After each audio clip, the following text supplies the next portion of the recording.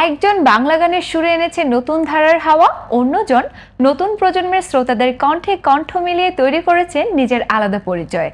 এবার প্রথমবারের মতো একসঙ্গে মিউজিক্যাল কোলাবোরেশনে হাবিব ওয়াহিদ ও অঙ্কন কুমার।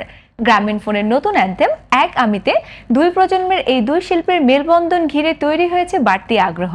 এই নিয়ে বিস্তারিত থাকছে আমাদের এবারের আয়োজনে।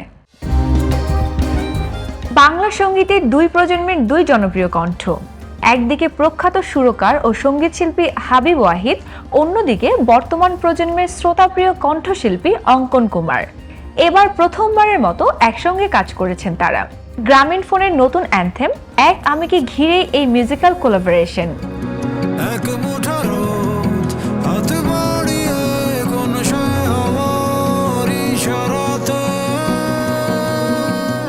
গানটির গল্পে উঠে এসেছে নীর নামের এক তরুণের নিজের দেশকে নতুন করে আবিষ্কারের যাত্রা। একটি ফোন কল তাকে পরিচিত গণ্ডির বাহিরে নিয়ে যায়। পাহাড়, নদী, গ্রাম আর হারিয়ে যাওয়া পথ পেরিয়ে সে আবিষ্কার করতে থাকে বাংলাদেশের অচেনা সৌন্দর্য। প্রতিটি নতুন জায়গা, নতুন মানুষ আর নতুন অভিজ্ঞতার মধ্য দিয়ে এগিয়ে যেতে যেতে শেষ পর্যন্ত সে খুঁজে পায় নিজের ভেতরের আমিকে।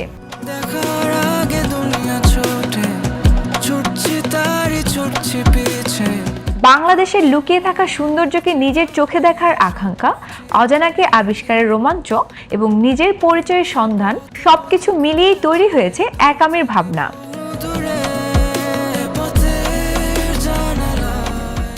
গানটির সঙ্গীতায়োজনে হাবিব ওয়াহিদের বৈচিত্র্যময় সুরের সঙ্গে অঙ্কন কুমারের আবেগ নির্ভর কণ্ঠ যোগ করেছে নতুন মাত্রা। নতুন প্রজন্মের এই শিল্পীর প্রথম যৌথ কাজ হওয়ায় গানটি নিয়ে সঙ্গীত প্রেমীদের মধ্যেও তৈরি হয়েছে বাড়তি আগ্রহ। হাবিব ওয়াহিদের সঙ্গে গ্রামীণ ফোনের পথ চলাও দীর্ঘদিনের। এর আগে স্বপ্ন যাবে বাড়ি, এখনই সময় এবং চলো বাংলাদেশের মতো আলোচিত গানে কাজ করেছেন তিনি।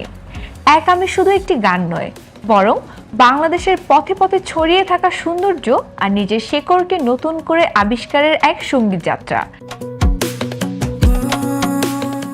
এই যাত্রাকে আরো গতিশীল করতে গ্রামীণ ফোনের সুপারফাস্ট ভিডিও লোডিং ইন্টারনেটের অভিজ্ঞতাকেও তুলে ধরা হয়েছে অ্যান্থেমটিতে।